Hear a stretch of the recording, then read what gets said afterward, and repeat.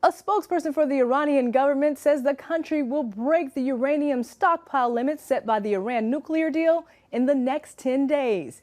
This as the U.S. drums up support after an attack on 2 Norwegian oil tankers. It's unmistakable what happened here. The U.S. says this video from the Pentagon shows Iranians removing an unexploded mine.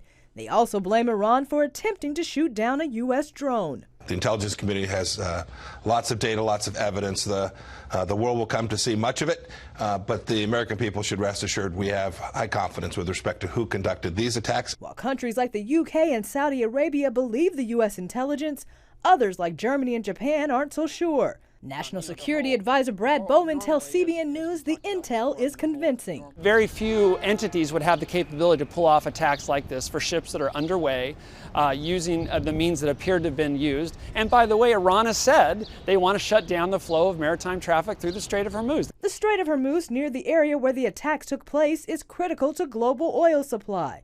Nearly 20% of all crude oil passes through the narrow passage.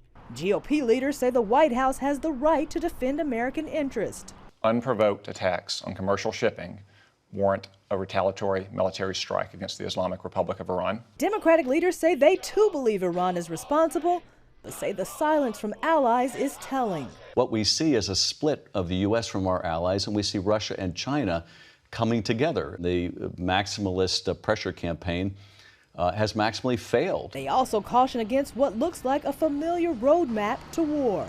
What we see out of the White House is something disturbingly reminiscent of the kind of accelerating drumbeat that got us into the war in Iraq. Now, the administration insists the president does not want war with Iran, but is considering the full range of options.